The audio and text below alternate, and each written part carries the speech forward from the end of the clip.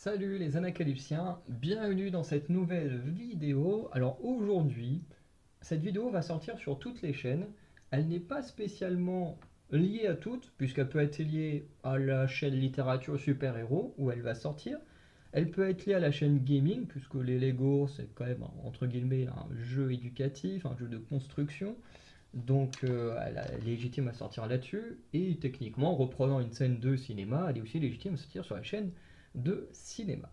Mais vous allez voir que cette vidéo va également sortir sur les autres chaînes où elle n'a pas spécialement de lien, puisqu'en plus de monter, comme vous l'aurez vu sur le titre, en plus de s'intéresser à la construction euh, d'une scène d'Harry Potter 4, celle du cimetière, on va également parler des fans toxiques.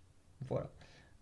Donc j'ai un peu listé tous les thèmes que nos chaînes YouTube touchent et le degré de toxicité, soit que j'ai pu rencontrer, soit par plus ou moins des connaissances vite fait que je peux avoir sur certains thèmes. Voilà. Donc on va pouvoir commencer et, euh, et parler de tout ça. Donc en premier, je vais forcément mentionner euh, la toxicité euh,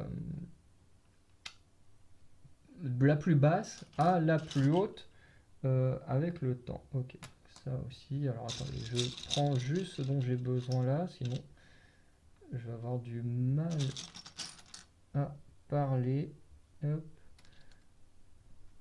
Et du coup, il me faut des détails assez petits. Hop. Alors ça va tac.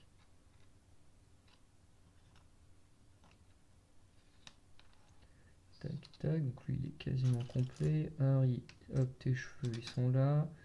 Toi, Peter, ton corps, il est là. Tac, tac, tac. Ah ouais, ça en fait du beau bordel. Ah, on a une baguette marron. Donc, non, baron ou noir? Marron. Tac. Bah, oui, Voldemort. Ah, si, son corps. Enfin, le bas du corps est là. Le haut de son corps est là. Donc, il me manque les cheveux de Monsieur Pettigrew. Ah, bah, il manquait la tête de Harry aussi. J'avais pas fait attention que j'avais pas la tête de mon. Ah, bah. Tac. Ah, baguette noire. Là. Il manque la baguette de Peter. Alors je sais qu'elle est là. Bah oui, elle est là. Dans le sens où quand j'ai ramené le jeu ici, ma boîte qui est là, en fait elle s'est ouverte sur le trajet. Sauf que mon sac, lui, il tient plus trop la route. Il commence à un peu se défaire. Et je me suis dit, oh putain, si j'ai perdu des pièces, je suis dans la merde. Bon, j'ai retrouvé quelques pièces dans le sac. Heureusement, après, j'ai vérifié, j'ai compté que toutes les pièces étaient bien là. Parce que vous savez, à la fin des livres, on a une sorte d'inventaire. Et au final, j'ai pu voir que toutes mes pièces étaient là. Et ça m'a pas mal rassuré. Hop, on a ça comme il faut. Du coup, en toxicité 0, alors là je parle plus de mon expérience, c'est par rapport aux jeux de société. Je n'ai personnellement jamais rencontré de personnes toxiques dans le monde du jeu vidéo. Enfin du jeu de société plutôt.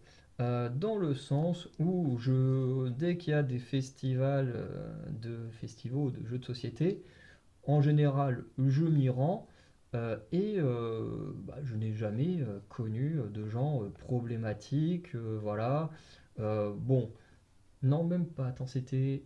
Non, c'était un joueur Magic, c'était pas la même chose. Donc, ouais. Mais voilà. Tac, petit. Non, j'ai oublié de mettre son chapeau. Mais c'est vrai qu'en termes de jeux de société, j'ai jamais rencontré de gens toxiques à proprement parler. Autre lieu où j'ai jamais vu ou entendu parler de gens toxiques, c'est les fans de théâtre. Alors de lire des pièces de théâtre. Voilà, moi j'en ai jamais rencontré. Alors il y avait des gens que j'aimais pas et tout ça, mais c'était plus des gens de ma classe que j'étais pas fan. Mais je veux dire, parmi les lecteurs de pièces de théâtre, Pareil, j'ai jamais rencontré de gens toxiques. Ensuite, on a les fans de BD. Alors pareil, je suis pas non plus un grand lecteur de BD, donc du peu que je connais le monde de la BD, à part forcément, bon, on sait qu'il y a des gens mal intentionnés parmi les gens qui font de la BD, hein. Je sais plus quel mec a été a reçu des accusations de viol ou je sais pas quoi là. Mais c'est vrai que parmi les fans, pareil, j'avais été officiel d'Angoulême quand j'étais adolescent et tout. Pareil, j'ai jamais vraiment rencontré de gens toxiques là-dedans.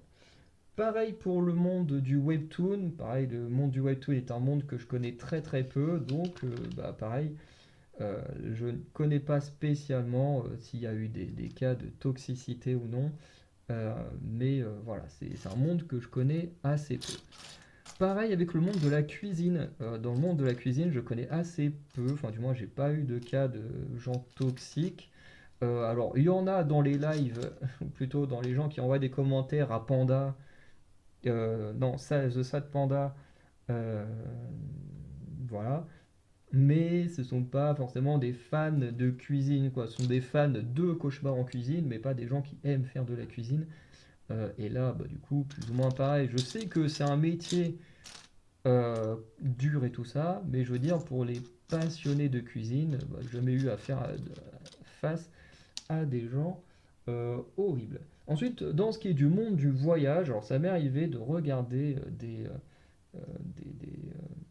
des youtubeurs ou des choses comme ça, de gens qui voyagent. Alors bon, il y a des youtubeurs dont je suis pas forcément fan, hein, ça après c'est plutôt propre à chacun d'être fan d'une personne ou d'une autre. Mais voilà, je n'ai jamais non plus eu affaire à face à de la toxicité venant de gens qui aimaient, du coup, du moins qui aimaient voyager. En général, c'est plutôt des vidéos et des gens un peu good vibes, forcément, sauf pour ceux qui veulent dénoncer des trucs ou quoi que ce soit. Par contre, le porte-loin qui est quasiment aussi grand que les persos, c'est un truc de fou. Ensuite, il y a l'aspect créatif, hein, comme vous le savez, j'essaye de créer, d'inventer des choses, et forcément, dans cet aspect-là, pareil, j'ai jamais eu l'occasion de rencontrer des gens toxiques. Donc on va commencer à rentrer dans les petits degrés de toxicité, soit par expérience, soit parce que j'en ai entendu parler. Oula, attends, est-ce que c'est bien ça? Les deux grandes barres, c'est forcément les grises. Ok. Ok, parce que sur le dessin, elles m'ont l'air pas spécialement grises. Bref, c'est peut-être moi qui vois mal. Le premier degré de toxicité dont on va parler, c'est l'aspect horreur. Donc les gens qui aiment l'horreur sur Internet. Et du coup, pour moi, le premier aspect de toxicité vient des gens dont, par exemple, FadeUp fait souvent des warnings, c'est ceux qui aiment le gore. Et c'est pour ça que j'ai toujours, enfin j'essaie de mettre l'accent sur ma chaîne où je parle de mes histoires qui me sont arrivées et que j'aurais envie, voilà, de faire des interviews de gens à qui il arrivait des choses un peu particulières. Mais voilà, certes, j'appelle mon truc horreur, un peu comme les films d'horreur qui s'appellent films d'horreur mais qui font plus rire qu'autre chose. Mais c'est plus pour parler d'histoires un peu horribles ou quoi comme ça qui nous sont arrivées, qui peuvent traumatiser des gens. Certes, d'autres gens, ça va pas forcément les traumatiser, comme la vidéo des traumas de la Gen Z que j'ai vue de Fade Up, où honnêtement, parmi toutes ces vidéos, il n'y a pas grand chose qui m'a vraiment terrifié, hein. Il y a, par exemple, quand il parlait d'Harry Potter 3, il parlait des gens qui avaient été terrifiés par Tante Marge. Alors moi, j'ai été terrifié par le loup-garou, mais Tante Marge, ça m'avait plutôt fait rire, enfant, honnêtement. Mais voilà, du coup, après, on est tous très différents, donc on vit forcément les traumas différents. Et c'est plus ou moins. Enfin, mon but, voilà, c'est pas que les gens regardent un truc et qu'ils aient peur, c'est juste de parler d'expérience ou de choses comme ça. Bref. Et c'est vrai que du coup, il y a des gens qui sont juste là en mode oui, donc on veut du gore, on veut vraiment ressentir des sensations fortes. Alors moi, je suis pas là pour ça. La plupart des youtubeurs ne sont pas là pour ça. Et honnêtement, ce sont des gens euh, qui personnellement, moi, alors, oui, je mets le truc comme il est sur mon bouquin. C'est pas que je veux pas que vous le voyez d'une autre façon, c'est que je le mets de la même façon qu'il est sur le livre. Voilà, pour bien avoir le même repère.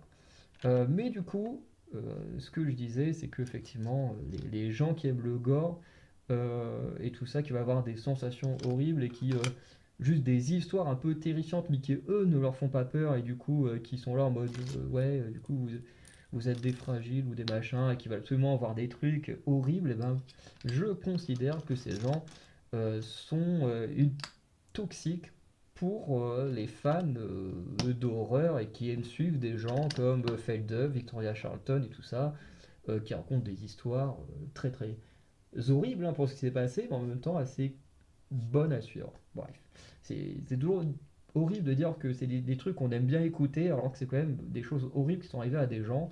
Bref, après je trouve aussi, bon après là c'est encore un autre cadre, hein, mais que les gens qui aiment ces histoires qui veulent les reproduire, bon là c'est un autre degré de toxicité, mais en général ces gens-là sont devenus des criminels, donc ce sont plus... Enfin, ce sont des gens qui ont dépassé le stade, voilà, quand on voit les fans de Columbine, de tous ces trucs-là, ce sont quand même des gens qui ont commis des vrais crimes dans certaines histoires par la suite. Donc là on n'est plus vraiment dans la toxicité, on est vraiment chez des monstres, hein. Pour moi ces gens-là, j'appelle plus ça des fans, j'appelle ça des monstres. Bref. Ensuite, ce que j'appelais le degré 15% de la toxicité, alors il y a deux choses qui reviennent. Il y a les fans de romans. Alors les fans de romans, surtout des grosses sagas, ont souvent tendance à me casser les couilles. Euh, alors pas moi, mais c'est vrai que quand je les regarde quand même, ça m'énerve. Parce que ce sont des gens, notamment au niveau du Seigneur des Anneaux, au niveau d'Harry Potter, euh, et quand une adaptation doit sortir, ce sont des gens qui se montrent vraiment détestables. Et vraiment, c'est en mode oui, mais ça, c'est pas dans le livre. Enfin, quand il y a l'adaptation, oui, mais ça, c'est dans le livre et ils l'ont pas mis ou machin. Et ça a souvent tendance à m'énerver parce que ces gens-là, déjà, ne comprennent pas c'est quoi une adaptation. Et en plus, euh, en plus, du coup, ils cherchent juste à avoir en image ce qu'ils ont lu. Ce qui est complètement débile parce que bah, une adaptation, ça fonctionne pas comme ça.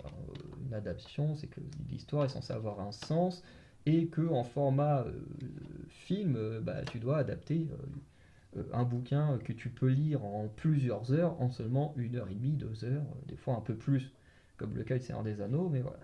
Et tu auras toujours des gens pour critiquer les adaptations. Alors certes, il y en a qui sont vraiment pas bonnes, faut quand même l'avouer, mais quand tu vois encore des gens qui crachent sur les films Harry Potter qui sont vraiment très très bons, qui te demandent d'avoir des scènes qui ne servent absolument à rien dans le récit donné au film, hein. En livre, ça fonctionne, en film, ça fonctionne pas, mais des gens demandent quand même à avoir ces scènes-là, et honnêtement, ces gens-là, je les trouve très toxiques, insupportables. Et, voilà. Bon, c'est pas non plus les gens les plus chiants, hein, mais franchement, à chaque fois que j'en vois, ils me font péter un câble parce que c'est surtout des gens qui comprennent pas c'est quoi une adaptation et du coup qui sont très relous. Bref. Dans ce degré 15, j'ai aussi mis les fans de musique. Alors, j'ai séparé musique et K-pop. Je parle plutôt de musique internationale parce que voilà, il y a souvent les fans qui veulent absolument mettre en avant les artistes dont eux ils sont super fans, donc c'est forcément eux les meilleurs, machin. Bon, je trouve toujours ces genres de comportements quand ça dépasse un cadre assez toxique, tant que ça reste dans, dans le respect, pour moi ça va. Mais bon, on le sait tous hein, que souvent dans le monde de la musique, du cinéma, tout ça, ça a souvent tendance à dépasser le cadre, euh, forcément, euh, bah, de tout ça, quoi. Notamment dans le monde de la musique, on a des fans, on a des groupes fans souvent. J'en vois certains des fois, ça me trigger parce que les gens ils ne partagent pas. Et ça existe aussi dans le monde du cinéma. Je vais pas revenir dessus, mais dans le monde du cinéma, je vois ça aussi. Des gens qui se disent fans et qui en fait partagent juste des photos, surtout des chanteuses, hein, à moitié à poil ou avec des gros plans sur les fesses. Et je me dis, mais quoi? Je veux dire, vous êtes fan pourquoi? Pour leur cul ou pour leur musique? Enfin, bref. Et j'ai vraiment du mal avec ce genre de gens qui se disent fans. Mais, mais voilà. Et du coup, il y a aussi, alors ça c'est quelque chose dont j'avais entendu parler, après est-ce que c'est vrai ou pas, je ne sais pas, hein, parce que je ne crois pas toujours ce que les gens ils disent sur Facebook, Instagram et tout, mais c'est vrai que certains groupes de musique, notamment les One Direction, auraient été détruits à cause de leurs fans qui étaient trop toxiques. Alors là, c'est plus de la spéculation que je dis parce que j'en ai pas spécialement de preuves, mais c'est des choses qu'on m'a dit sur internet. Et honnêtement, bah, pas que j'ai envie d'y croire, mais c'est juste que bah, connaissant les fans hardcore des groupes, de chanteurs, même d'acteurs, tout ça, ils ont vite tendance à se montrer très relous et ça m'étonnerait pas qu'ils peuvent en arriver là. Bref. Ensuite, on va passer au degré 20. Au degré 20, pareil, il y a deux trois catégories. Alors, la catégorie cinéma, série, télé, qui est un peu pareil que dans le monde de la musique, hein, sauf que bah, comme je suis plus fan du cinéma, bah, ça me touche un peu plus, donc je les trouve un peu plus énervants. Mais c'est vrai que quand je suis des groupes fans d'acteurs, d'actrices, hein, parce que souvent sur les trucs d'actrices hein, où les gens sont les plus dégueulasses, hein, les plus dégoûtants, ben voilà, où clairement, hein, j'ai un groupe genre fan de Karen Gillan, les gens, il y a pas longtemps, ils postaient un truc juste en mode ouais, j'ai bien aimé ce film, cette série et tout, et oh bah tiens, j'aime beaucoup la tenue à ce moment-là, et la fille à moitié à poil. Bref, c'est un truc avec lequel j'ai beaucoup de mal. Euh, Parce qu'au bout d'un moment, tu dis, la personne, est-ce que tu l'aimes pour ce qu'elle t'apporte dans un film, dans une série, ou est-ce que tu l'aimes juste pour son physique? Voilà, des fois on se pose la question.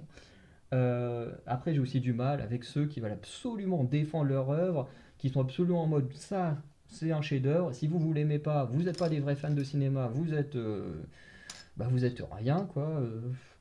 J'ai beaucoup de mal avec les gens comme ça, tu vois. Tu vois, par exemple, moi, je suis un énorme fan du Seigneur des Anneaux, d'Harry Potter.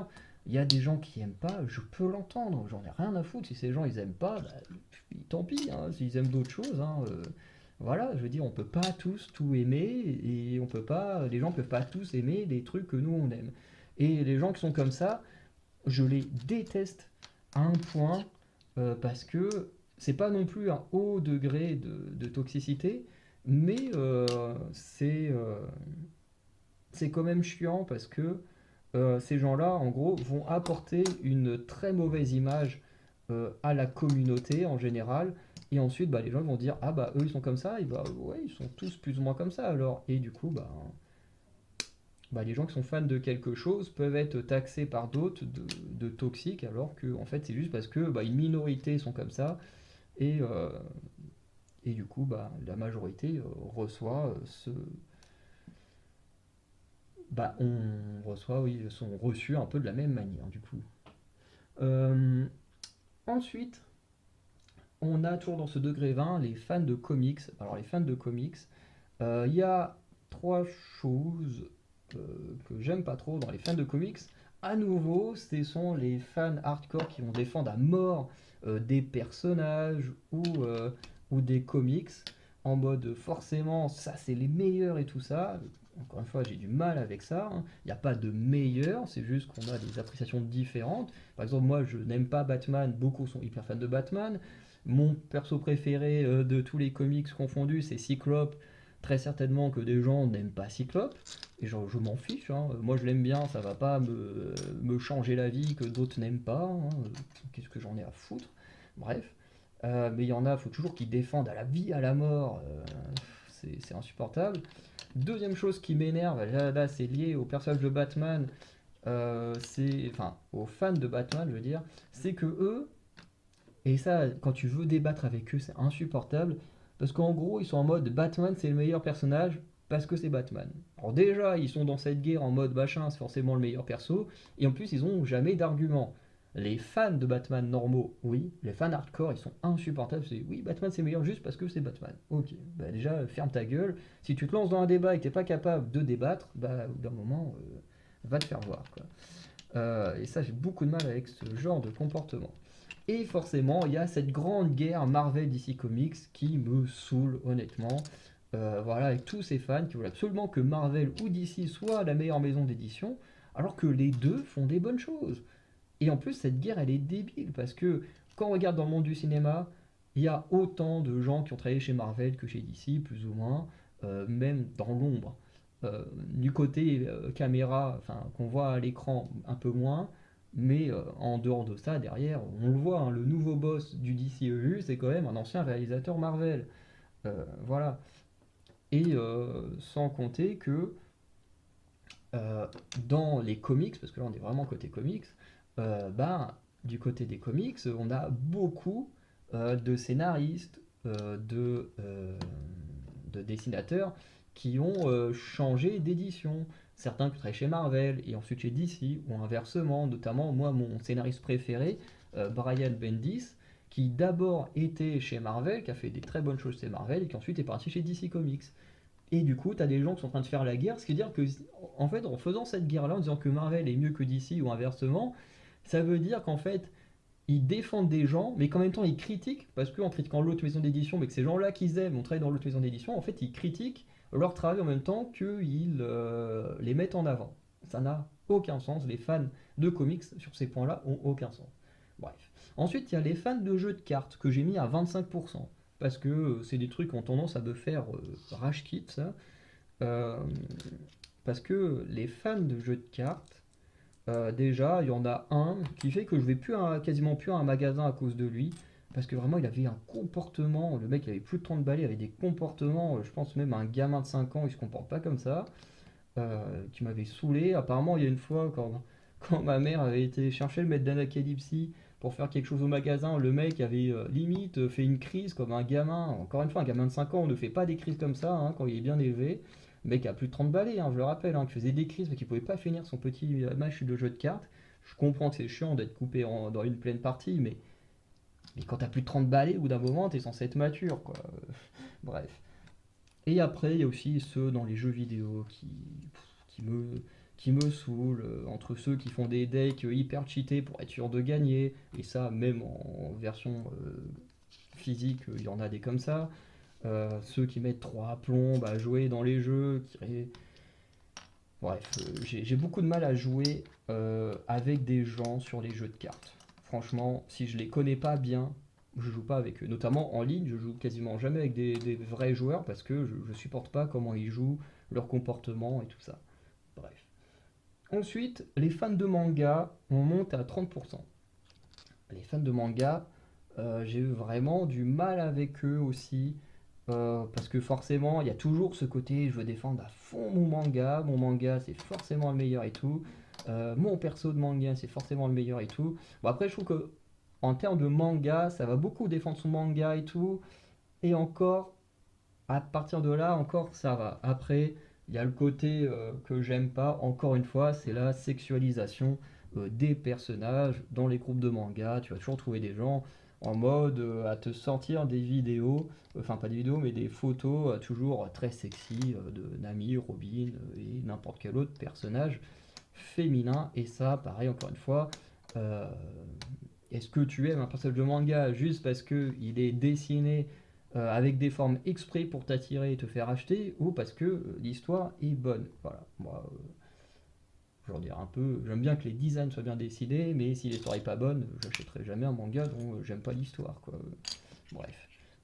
Mais c'est vrai que les fans de manga, pas forcément les plus remarquables, hein, là. Ensuite, on augmente un peu 50% les fans de koh. Et oui, on passe enfin à vous, hein. Les fans de koh, j'avoue que merde, ce sont des fans avec lesquels j'ai beaucoup de mal. Parce que déjà, tu as les gens qui se disent fans de koh mais qui ne connaissent pas koh. Enfin, c'est-à-dire que c'est des gens qui sont là depuis 3, 4 saisons, 5 saisons, peut-être depuis le Covid, et qui... oula, mince, Peter. Et qui sont en mode oui, nous on connaît toute koh. Alors, je dis pas que je connais forcément mieux qu'eux, mais je veux dire, moi j'ai vu koh, j'ai vu toutes les saisons quasiment. Il y en a certaines que j'ai arrêtées en cours parce que c'était pas à mon goût. Et il y a également des saisons que j'ai pas vues parce que à l'époque où je regardais ça en streaming, il n'y avait pas tous les épisodes et tout ça. Bref. Mais tu as des gens qui viennent quand même te voir, des fois qui font les spécialistes alors qu'ils y connaissent rien. Et vraiment, j'ai déjà vu des gens sur internet en mode oui, j'aime pas la stratégie c'est nul, koh c'était mieux avant parce qu'il n'y avait pas de stratégie. Et ces mecs-là ne connaissent rien à koh.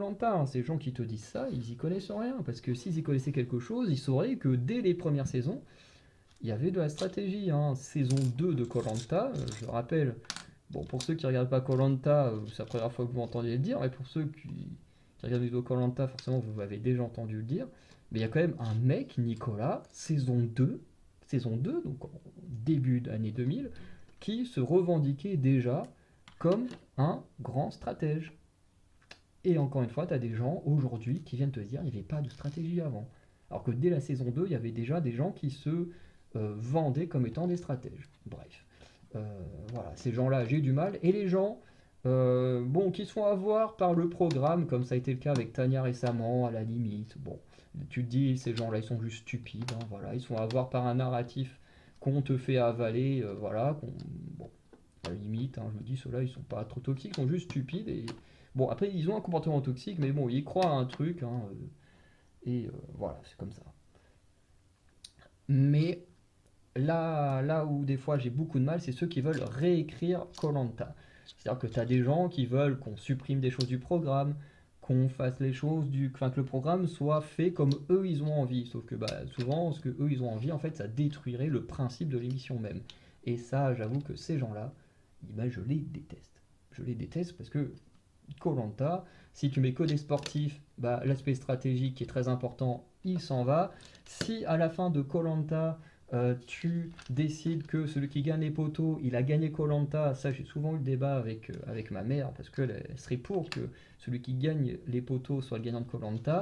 Encore une fois, ça détruit totalement le principe du jeu. Le principe du jeu, c'est que tu survives à tout le monde du début à la fin. Si celui qui gagne les poteaux, il gagne koh, il n'y a plus cet aspect de je survis vraiment à tout le monde parce que bah, le conseil final, on vote pour le gagnant parce que c'est celui qu'on considère qui a fait les meilleurs choix du début à la fin. Bon, c'est pas toujours le cas, hein. Des fois il y a des gagnants un peu par défaut, mais c'est un peu le principe même. À partir du moment où à la fin tu décides de faire gagner une personne juste parce qu'elle a gagné la dernière épreuve, bah c'est nul, parce que déjà, cette personne qui gagnera la dernière épreuve aura pu être emmenée jusqu'au bout, comme on l'a déjà avec Clémence en 2005, qui avait été très loin parce qu'elle suivait le groupe de Mohamed, qui a gagné des épreuves uniquement à la fin, une épreuve plus les poteaux, donc elle a gagné que deux épreuves en 2005, peut-être trois, deux ou trois, c'est pas grand chose, c'est pas terrible.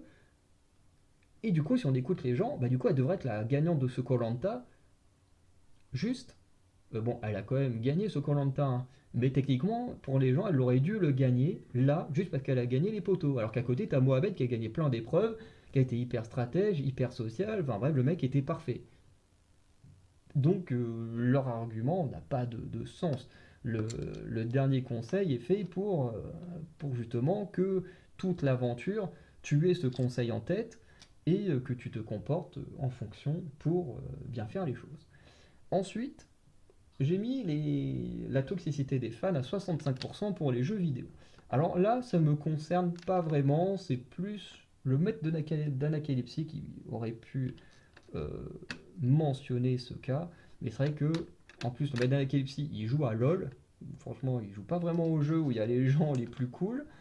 Et en plus, il a un peu joué à Rocket League, mais apparemment les gens c'était vraiment des salauds là-bas. Hein. Les gens sont de pire en pire sur Rocket League apparemment. Euh, bon, voilà, le monde du jeu vidéo, c'est un monde hyper toxique. Hein. Je pense que j'ai pas besoin de le mentionner. C'est un monde vraiment de pourri.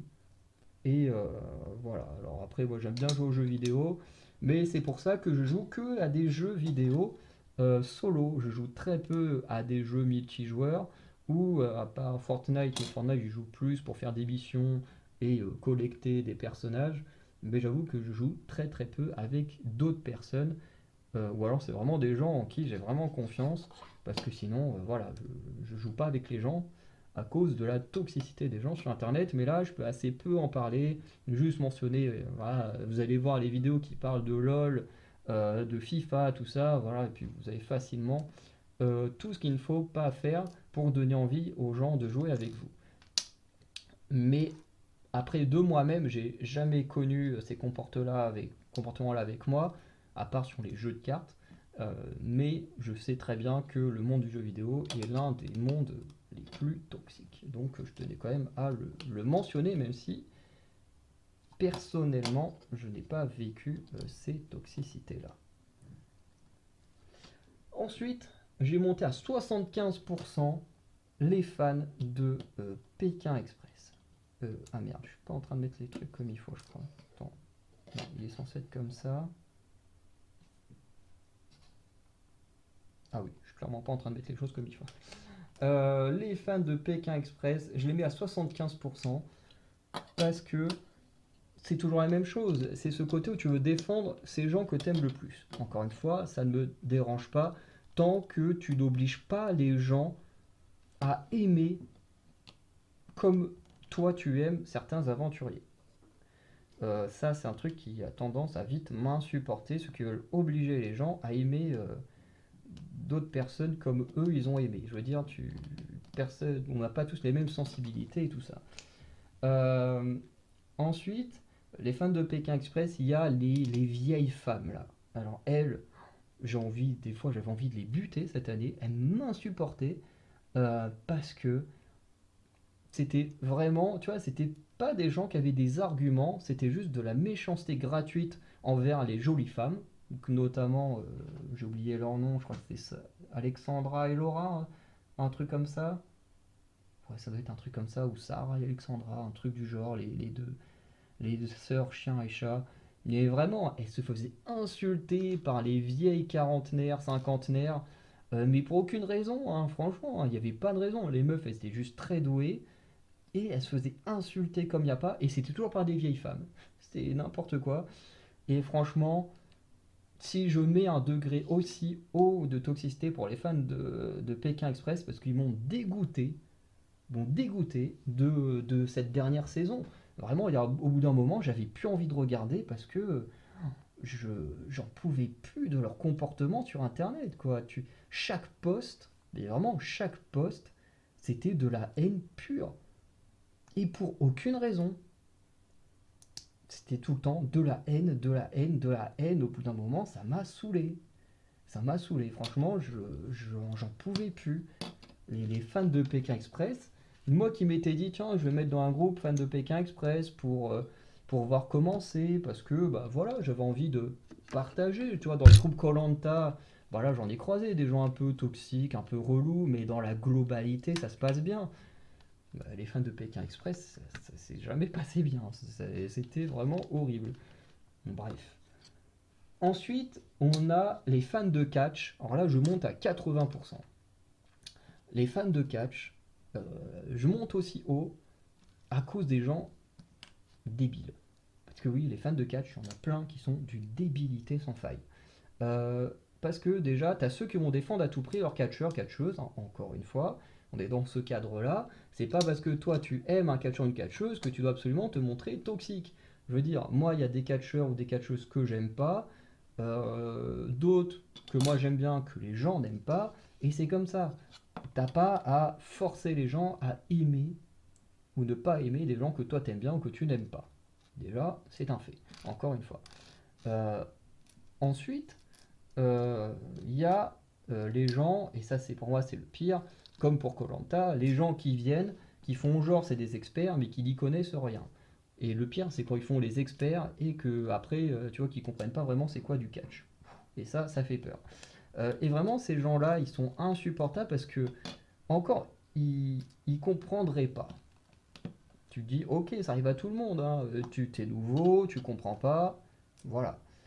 Mais tu as des gens qui veulent se jouer les experts et qui ont un comportement ultra toxique envers les catcheurs. Et en plus, on a déjà vu, hein, des gens tenter d'agresser physiquement des catcheurs. Et là, on arrive sur des comportements vraiment très très très graves.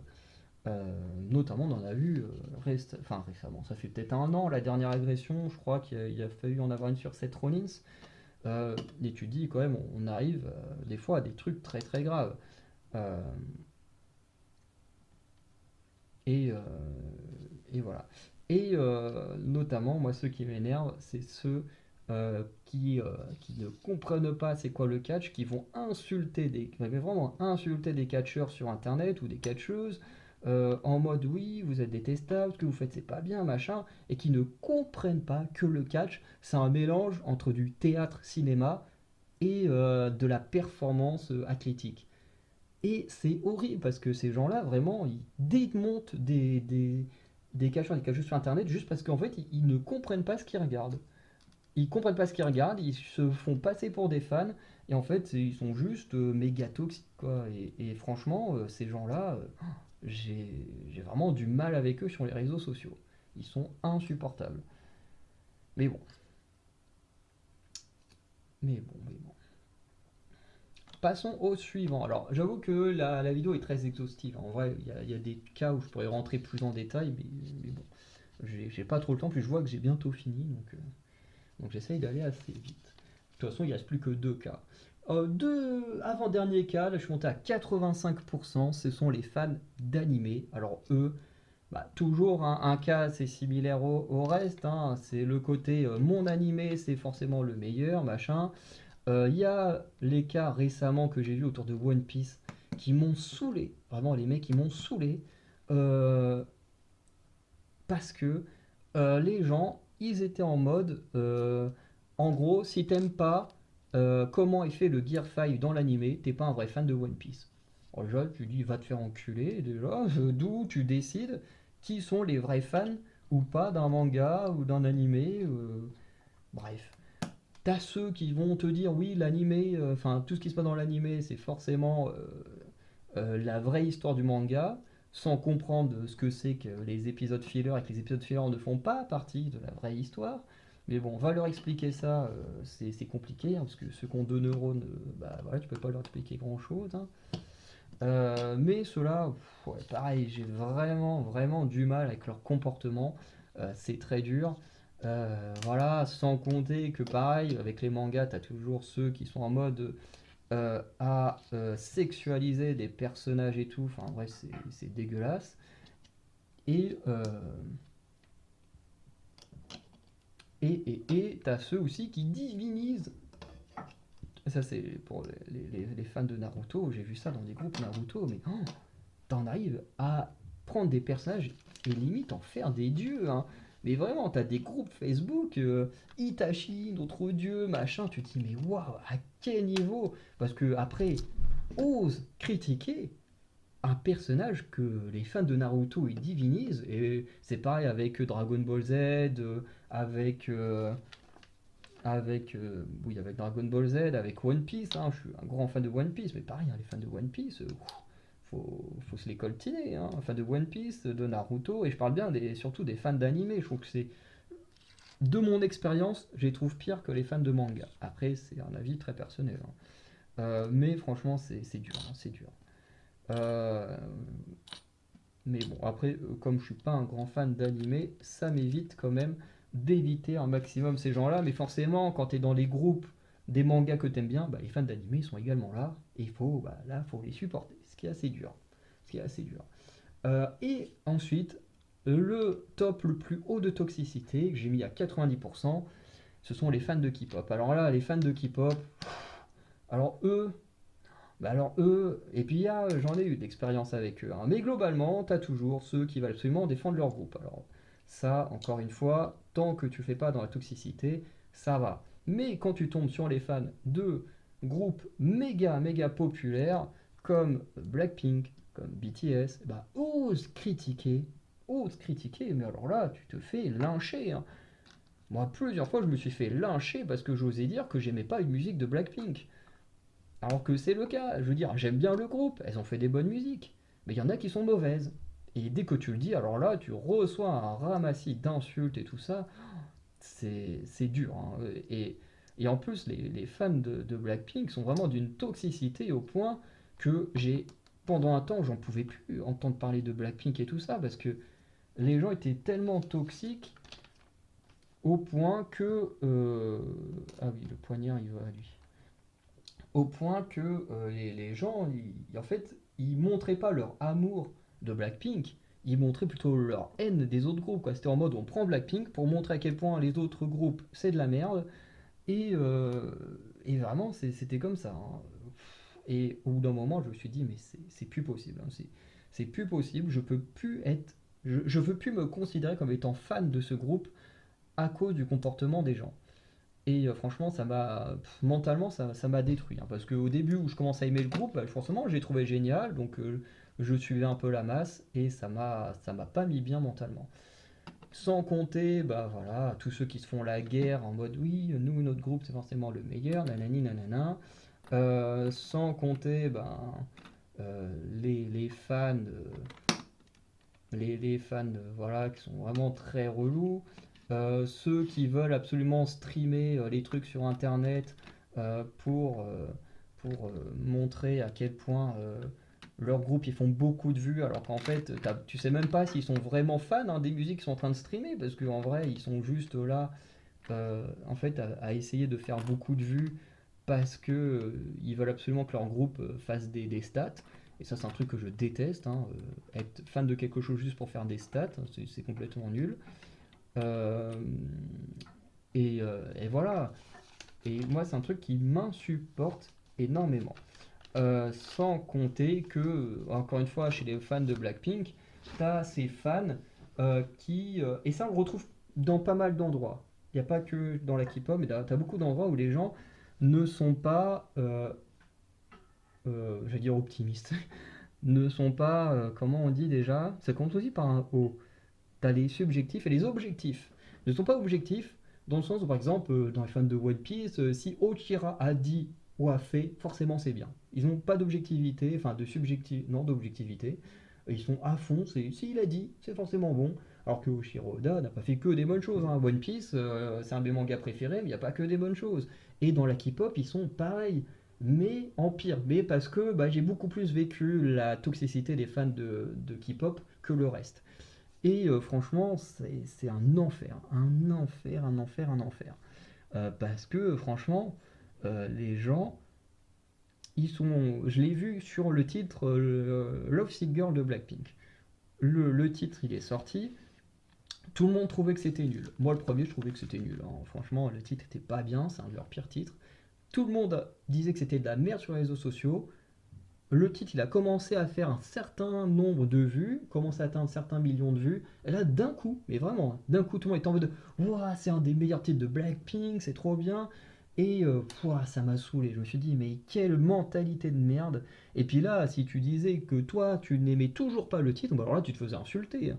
Alors attention, un titre qui fait plusieurs millions de vues, alors là, tu peux plus dire que t'aimes pas, hein, parce que sinon, c'est dire que t'es pas un vrai fan. Et franchement, ça m'a dégoûté pendant un temps de Blackpink.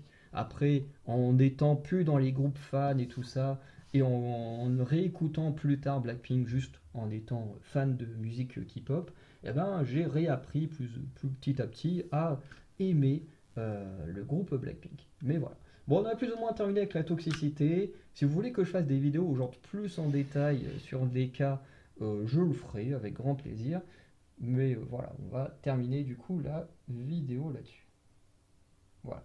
Donc avec ce petit cimetière d'Harry Potter, avec le Tom Riddle, hein, le père du Tom Jedusor. Donc on a Harry Potter ici avec sa tenue de la coupe, avec, le porte-loin, hein, comme je disais, qui est aussi grand que les personnages, le trophée qui est un porte-loin. Et de l'autre côté, on a du coup un mange-mort qu'on pourrait imaginer être Lucius.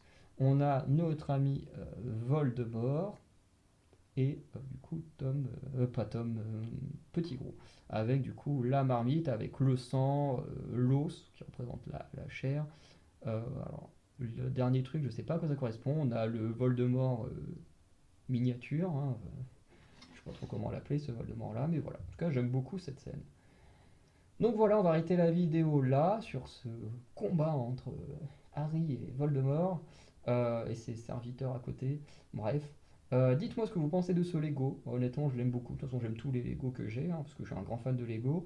N'hésitez pas à me dire pour vous ce que vous pensez des groupes toxiques. Pour vous, si vous devez faire un classement des groupes toxiques N'hésitez pas à me dire, vous, quel serait votre classement ou quel comportement fait que vous trouvez les gens toxiques. Comme moi, j'ai donné quelques types de comportements où je trouvais que les gens étaient toxiques et que ça me pouvait m'énerver ou me donner moins envie d'aimer quelque chose à cause de ces gens-là. Voilà, n'hésitez pas à me dire tout ça. Voilà, c'était une conversation un peu particulière sur une de mes plus grosses passions, donc c'est un peu bizarre, mais je tenais vraiment à en parler parce qu'il y a eu des comportements toxiques très récents qui m'ont un peu énervé, donc je tenais à avoir cette conversation avec vous. Bref, on se dit tout ça, débattons dans le respect, dans les commentaires, et du coup, je vous souhaite une bonne soirée, et je vous dis à très bientôt les Anacalypsiens. Ciao.